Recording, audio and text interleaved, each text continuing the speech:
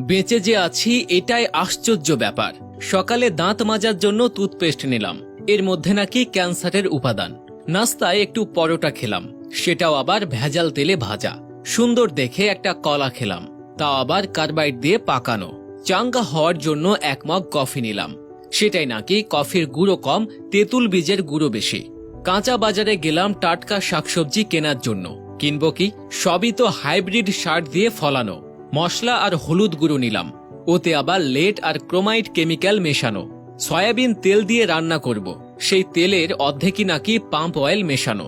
মাছ মুরগি খাবো, কিন্তু সেগুলোকে ভেজাল পোল্ট্রি ফিড খাইয়ে বড় করা হয়। গরমের দিনে একটু তরমুজ খেতে মন চাইলো, সেটা নাকি পটাশিয়াম পার ম্যাঙ্গানেট দিয়ে লাল করা। বাচ্চাকে আমলিচু খাওয়াবেন, ওগুলোও তো আবার ফরমালিন দেয়া।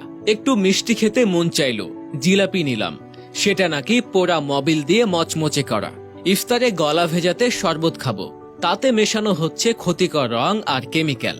খেজুর কিনলাম চড়া দাম দিয়ে, ধরিয়ে দিল 3 নম্বরই খেজুর। ইফতারে মজা করে মুড়ি মাখানো খাবো, সেই মুড়ি ইউরিয়া দিয়ে ফোলানো। সরিষার তেল দিয়ে মাখিয়ে খাবো ভেবেছিলাম, সেই তেলেও তো ভেজাল। সুন্দর দেখে বড় বড় পেঁয়াজও কিনেছিলাম, খেয়ে মনে হলো বড়া খাচ্ছি। আলুর চপে আলুর নাম গন্ধ নেই, বেগুনিতে বেগুন খুঁজে পেলাম না। সবজির চপ মুখে দিয়ে মনে হলো খড়কুটো চিবাচ্ছি। প্রোটিনের জন্য গরম দুধ খাওয়া দরকার, কিন্তু গাভীর পিটুইটার গ্রন্থিতে ইনজেকশন দিয়ে নাকি অতিরিক্ত দুধ দোয়ানো হয়, তারপর আবার মেশানো হয় 1 বালতি পানি। এত ভেজাল খাবার পর 2-1টা ওষুধ না খেলে তো শরীর টিকবে না।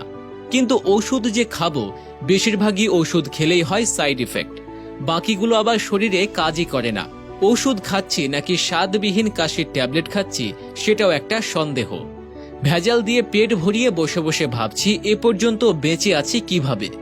চিনি আর লবণ দেখতে কিন্তু ঝরঝরে সুন্দর, অথচ সুন্দর দেখাতে গিয়ে এই দুটো খাদ্য আর খাদ্য নেই, হয়ে গেছে ক্ষতিকর রাসায়নিক পদার্থ। 3 বেলা করে খাচ্ছি কেবল বিষ। হাতের জীবাণু দূর করার জন্য হ্যান্ড স্যানিটাইজার মাখবো, সেটাও নাকি নকল। পানি দিয়ে হাত ধোবো, সেই পানির সাথে আসে দানা দানা ময়লা।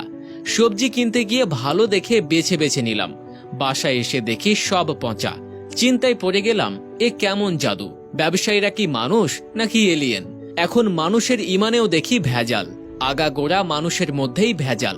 দুর্নীতির মধ্যে দুর্নীতি, তার মধ্যে আবার দুর্নীতি। ভেজাল আর দুর্নীতি মিলেমিশে জগা খিচুড়ি হয়ে গেছে, তার মধ্যে পড়ে গেছি আমরা।